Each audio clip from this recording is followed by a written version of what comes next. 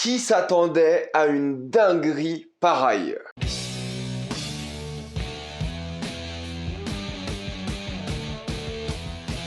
Arcane. Comme d'habitude, jusqu'à la minute indiquée dans le titre de la vidéo, il n'y aura pas de spoilers, c'est tranquille, après on va tout spoiler. Arcane est l'histoire de deux sœurs qui vivent dans les tréfonds d'une ville steampunk où elles doivent vivre au jour le jour, mais ces bas-fonds sont dominés par des groupes plus que dangereux. Synopsis encore une fois un peu nul, mais j'ai pas envie de vous gâcher la surprise de la série en vous dévoilant trop d'éléments. Arcane League of Legends est une série d'animation qui est sortie sur Netflix ces 3 dernières semaines. La série s'est achevée hier, ou en tout cas la première saison s'est achevée hier, et déjà dès que j'avais vu l'annonce de cette série, j'étais pas très intéressé, car League of Legends, moi j'avais joué et j'avais arrêté à l'époque où Vladimir était sorti. Ça a fait un moment déjà, je crois, quand j'avais commencé, il y avait peut-être 18 champions, quelque chose comme ça, mais j'ai jamais été un joueur de LoL, j'ai plus été un joueur de Dota moi à l'époque, surtout Dota 2, mais je connais bien les MOBA et j'ai préféré jouer à Dota. Malheureusement la série Netflix Dota est pas ouf, et tout le monde m'a dit t'as pas besoin de jouer à League of Legends pour regarder cette série, c'est vraiment indépendant, ne t'inquiète pas. Et vous aviez raison, voilà, vous aviez raison, on peut totalement regarder cette série sans jamais avoir touché à League of Legends. Je pense que c'est un peu un bonus pour les gens qui ont joué car ils connaissent les champions et des choses comme ça. Moi je ne connaissais aucun champion de la série car j'ai pas joué à League of Legends suffisamment pour les connaître. J'ai plein d'amis qui y jouent, voilà, ça c'est pas un problème, et je leur demandais de temps en temps est-ce que cette personne est dans le jeu, des choses comme ça. Et c'est vrai que je m'attendais pas à autant apprécier cette série car de une je l'attendais pas tout court cette série. Le fait qu'il y ait marqué League of Legends moi m'a vraiment beaucoup désintéressé, et là c'est vrai que je mettrais peut-être même pas League of Legends dans le titre, je sais pas encore. On va voir comment marche l'algorithme pour ça, mais c'est vrai que c'est un truc où je me suis plongé dedans sans avoir vraiment de connaissance de LoL, et je suis allé à fond, je me suis dit vas-y ça va être divertissant, je vais passer un bon moment. Et c'est vrai, en plus de ça c'est un studio d'animation français, voilà, c'est Fortiche le studio qui est situé dans le 12e arrondissement si je dis pas de bêtises. J'habitais à l'époque à Paris, pas très loin, donc c'est assez intéressant de voir que c'est un studio français qui a fait quasiment toute la série, ou il me semble toute la série. Après évidemment c'est en partenariat avec League of Legends, c'est une série officielle. Il y a un générique de Imagine Dragons qui est d'ailleurs très bien, voilà, pas le groupe, enfin le groupe est sympa aussi, mais le générique est vraiment cool, et c'est le genre de générique que je n'ai pas réussi à passer, je l'ai regardé à chaque fois. Il y a clairement un budget, surtout comparé aux autres séries Netflix d'animation. Encore une fois je prends l'exemple de Dota car c'est deux MOBA. Dota, bon c'est pas très beau quoi, soyons honnêtes. Là Arcane c'est vrai que c'est très beau, il y a une vraie patte graphique, une vraie direction artistique qui me fait penser d'un côté à Dishonored pour le côté steampunk et cel shading, et aussi à Life is Strange pour la manière dont ils ont fait les jeunes filles. Mais c'est vrai que maintenant j'ai envie de voir une série Dishonored avec le même studio car ça ressemble beaucoup, c'est un monde steampunk et c'est du cel shading, mais c'est vrai que c'est très beau, il y a une vraie patte d'animation, c'est fluide, il y a une vraie direction artistique, c'est coloré, il y a des beaux combats, il y a vraiment une belle mise en scène, il y a la caméra, elle se balade partout, ils profitent vraiment du fait que c'est l'animation et ils se font plaisir avec ça, c'est super bien foutu, il y a des idées à chaque fois pour pas retomber dans des redites. Au lieu de faire des combats à chaque fois, ils font un peu des choses un peu plus pop rock, j'ai envie de dire. Allez, je dirais que c'est punk, pop rock, voilà, c'est le genre de série ambiance punk, pop, rock, plein de passages en chansons et des choses comme ça, et ça colle plutôt bien à cet univers. Écoutez, je pense que beaucoup de personnes peuvent se faire entraîner par le style d'animation uniquement. Voilà, j'ai des amis qui ont regardé cette série qui n'ont aucune référence jeux vidéo, qui n'ont jamais joué à des jeux vidéo et qui regardent pas forcément beaucoup de séries. Mais vu que ça a beaucoup fait parler d'elle cette série, car ils l'ont sortie en 3 semaines différentes, 3 épisodes par semaine, et j'ai une vidéo prévue sur ça très bientôt, normalement dans la semaine qui vient, pour parler un peu de ce format de diffusion. Mais c'est vrai que juste pour l'animation, eh bien félicitations à nos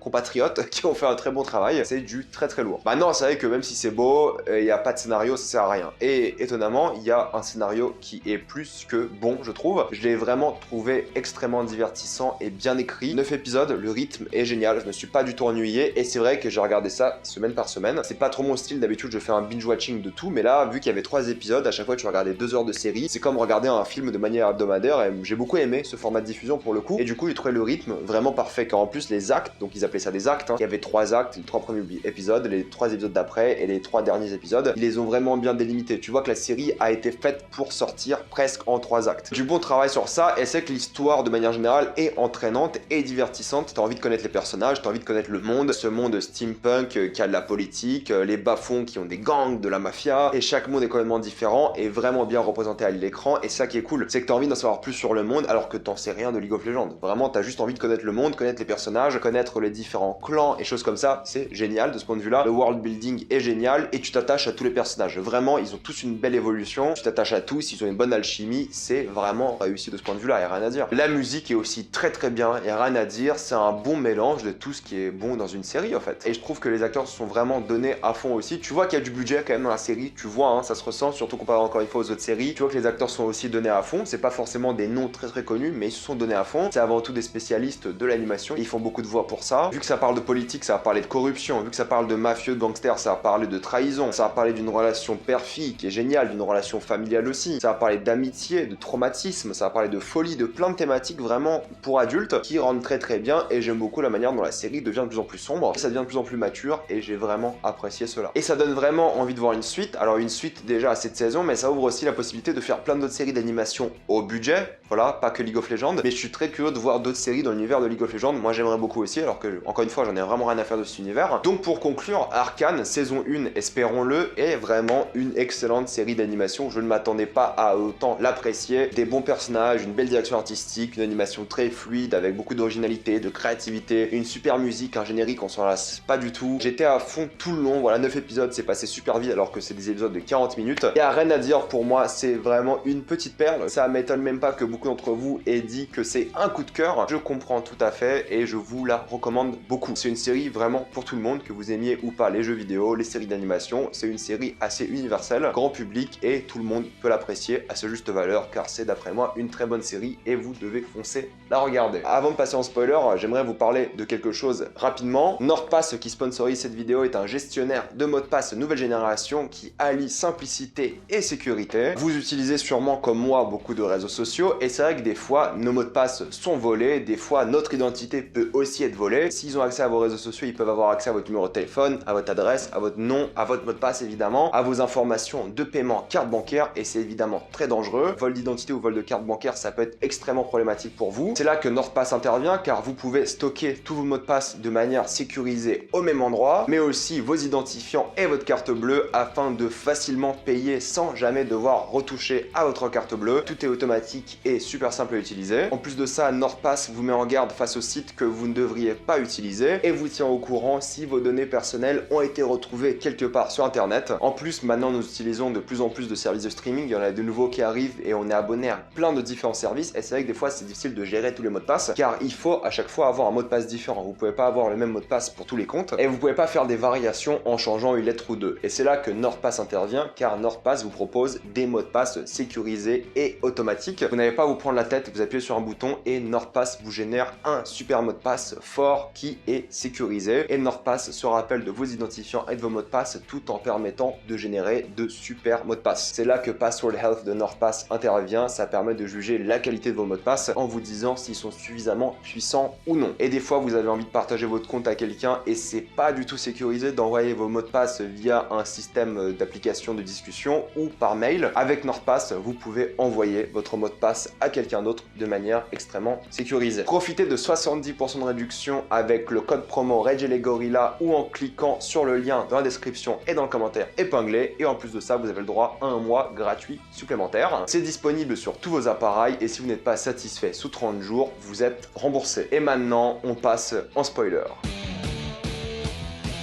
L'acte 1, j'ai déjà beaucoup aimé le fait que c'est un acte 1, c'est l'enfance de ces personnages-là, et à la fin de l'acte 1, tu passes à autre chose, tu changes presque de personnage, il y a beaucoup de morts, il y a beaucoup de choses dramatiques, et ça forge déjà le traumatisme pour Jinx, qui était essentiel. Donc c'était vraiment vital d'avoir cet acte-là s'étaler sur 3 épisodes, et ça a permis de vraiment développer ce personnage à merveille, mais évidemment tous les autres qui sont tous traumatisés par ces actes. J'ai vraiment apprécié tous les personnages, je dois vous l'admettre, par exemple Jace, j'ai beaucoup aimé, déjà, ça paraît un peu bizarre, mais la scène de sexe qu'il a avec l'autre personnage, c'est l'une des meilleures scènes de sexe que j'ai vues depuis un moment. Ça fait un peu bizarre dit comme ça, mais c'est vrai que c'était juste intime, c'était beau, c'était coloré et ça faisait avancer l'histoire. Je dis ça car je vois souvent ce débat revenir sur les réseaux sociaux sur le fait que les scènes de sexe sont inutiles. Là c'était vraiment une scène de sexe qui faisait avancer les personnages, l'intrigue et était vraiment bien foutue d'un point de vue visuel. Mais j'aime beaucoup l'évolution qu'il a. Au début c'est un scientifique qui va prendre la tête du conseil et qui va presque vouloir déclarer la guerre à un peuple dans son propre monde, et c'est bien l'évolution qu'il a et la manière dont tout est politique et tout se vote. C'est vraiment un processus démocratique qui est intéressant, et la puissance qu'il a, la manière dont il veut changer le monde, mais il y a des obligations politiques qui changent aussi son monde à lui. J'ai adoré son évolution, j'adorais sa relation avec Victor. Victor est un super personnage aussi, qui est un peu maudit, tu vois, que c'est un scientifique qui est un peu fou, mais qui est avant tout motivé par la science, par la recherche, par la bonté de l'homme, qui veut vraiment rendre la vie de tout le monde meilleure. Et malheureusement, il tombe malade et il doit sacrifier quelqu'un, sans le vouloir d'ailleurs, hein, pour rester en vie. Et c'est vraiment un personnage que j'ai adoré voir, j'aimerais tellement le revoir encore plus. En plus, leur relation amicale au début qui devient presque fraternelle à la fin est géniale. Et tu vois qu'ils ont peut-être quelques différences, mais à la fin, tout se finit bien.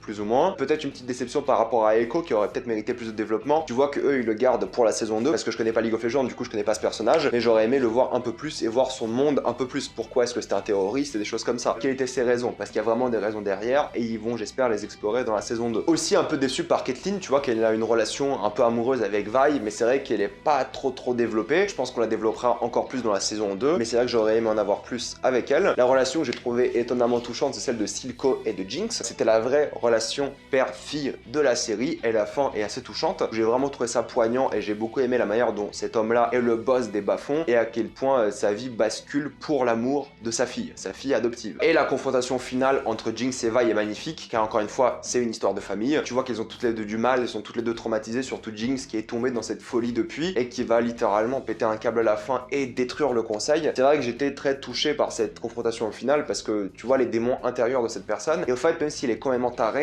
t'arrives à t'attacher à elle, t'arrives à la comprendre car en fait elle a été abandonnée toute sa vie, elle a jamais eu l'amour qu'elle voulait et ça lui a complètement détruit la tête et à la fin elle pète des câbles et évidemment c'est vrai que toutes ces scènes avec elle étaient touchantes mais vu que tu sais pourquoi elle est folle, tu ne peux ressentir que l'attachement pour elle. Et c'est un peu une quête pour que les personnages refinissent ensemble, surtout ces deux-là en tant que famille. Et pareil pour Vi, j'ai beaucoup aimé son évolution, la manière dont elle a grandi, la manière dont elle voulait tout sacrifier pour sa sœur et c'était évidemment super touchant. Maintenant, est-ce qu'il faut une suite? Évidemment oui, vu le final, il faut une suite. J'espère qu'au moins Jace aura survécu à cette attaque car lui était un super personnage et j'aimerais bien le voir évoluer. Les autres je sais pas mais lui j'aimerais bien qu'il survive au moins et j'espère qu'il y aura une saison 2 mais vu le succès de la saison 1 ça m'étonnerait pas et peut-être ils vont même lancer d'autres films et séries dans l'univers de League of Legends. Ils ont fait ça avec d'autres franchises à succès, pourquoi pas avec LoL. Oui j'attends la suite, je m'attendais pas à dire ça d'une série LoL, j'attends la suite, j'attends les films, je sais pas ce qu'ils vont faire mais j'attends vraiment la suite parce qu'ils ont vraiment fait un beau travail et il faut le féliciter. Donc bravo pour cette super série. Mettez-moi dans les commentaires ce que vous pensez de Arcane League of Legends, avez-vous adoré ou détesté, tout ça dans les commentaires. Comme d'habitude, pensez à vous abonner à la chaîne pour plus de vidéos, mettez un j'aime et partagez cette vidéo, ça aide beaucoup la chaîne. Si vous aimez la chaîne, pensez à devenir membre soutien sur YouTube, suivez-moi sur tous mes réseaux et moi je vous dis à la prochaine fois,